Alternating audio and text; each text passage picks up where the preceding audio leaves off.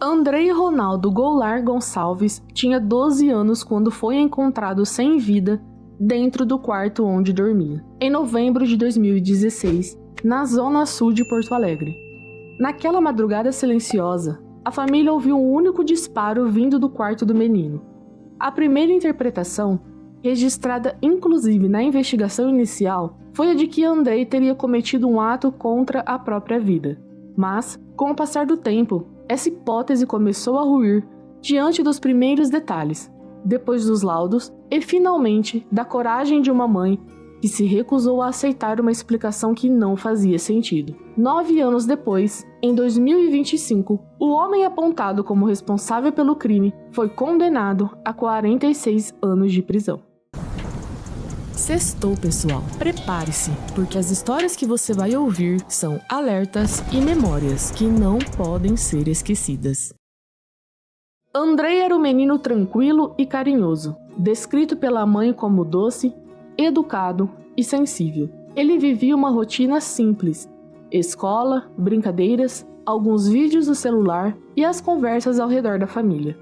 Nas fotos divulgadas pela mãe, ele aparece sorrindo, com aquele jeito sereno de criança que ainda acredita no melhor das pessoas. Nada nele indicava que pudesse tirar a própria vida. E isso foi uma das primeiras coisas que fizeram a mãe questionar a versão que tentaram impor. Na casa onde tudo aconteceu, estava também o tio e padrinho do menino, Jefferson Olmiro Lopes Goulart, tenente da reserva da Brigada Militar. Ele tinha livre acesso ao lar da família e era alguém em quem todos, de certa forma, confiavam. Mas, segundo a denúncia do Ministério Público, essa confiança teria sido quebrada da maneira mais cruel. O Ministério Público aponta que entre os dias 29 e 30 de novembro de 2016, quando Jefferson e Andrei estavam sozinhos, o tio teria cometido um ato não consentido contra o sobrinho. Para impedir que o menino contasse o que aconteceu, o suspeito teria esperado ele dormir, disparado a arma e montado toda a cena para simular um ato contra a própria vida. Eu não tenho nada a dizer nesse momento. Lamento, essa dor, essa tristeza essa prorrogação dessa indefinição. Não matei. Foi acidente? Certo que não matei.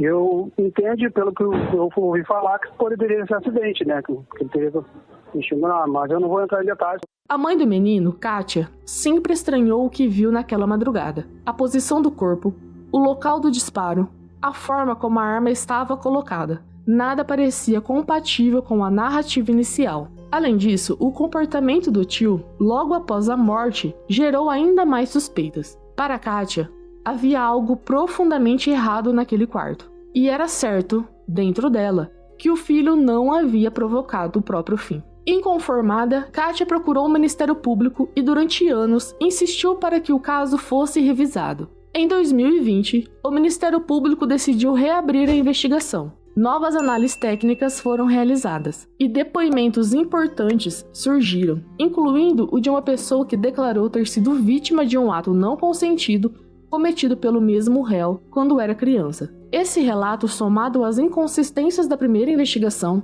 mudaram completamente o rumo do caso. Após reavaliar as provas, o MP concluiu que Andrei não tinha condições físicas nem posição corporal compatíveis com o disparo feito por conta própria. A cena era incompatível com a hipótese inicial. A denúncia descreveu uma trama planejada para ocultar o que realmente havia acontecido naquela noite. Em 2023, a justiça pronunciou o tio para ser julgado por homicídio duplamente qualificado, por impossibilitar a defesa da vítima e para ocultar outro crime, além do ato não consentido cometido contra um menor. Isso abriu caminho para que o caso finalmente chegasse ao tribunal do júri. O julgamento ocorreu em outubro de 2025 e durou 2 dias intensos. A mãe de Andrei prestou um depoimento marcante, revisitando toda a linha do tempo, desde o sorriso do filho até a noite em que tudo mudou. Jefferson, que aguardou o julgamento em liberdade, acompanhou o júri por videoconferência a partir do Rio de Janeiro. Em plenário, ele negou as acusações, mas as provas técnicas e os depoimentos apresentados convenceram o conselho de sentença. Ele foi condenado a 46 anos de prisão em regime fechado. De acordo com as informações divulgadas na época, o cumprimento da pena foi determinado imediatamente.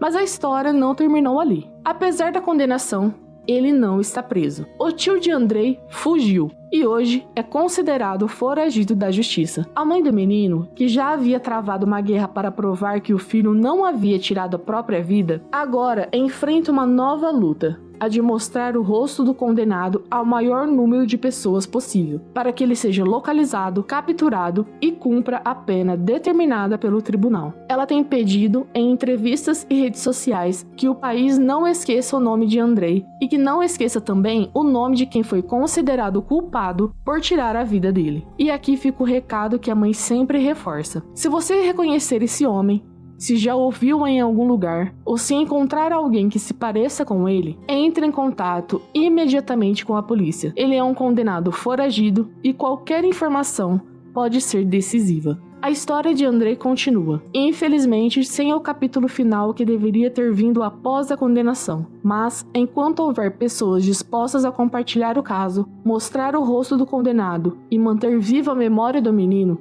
a justiça ainda pode chegar, e a luta dessa mãe prova que ela não pretende desistir. Este foi um lembrete para todos nós, porque contar essa história também é parte da justiça. Uma homenagem em memória da vítima. Obrigada por assistir e até o próximo vídeo.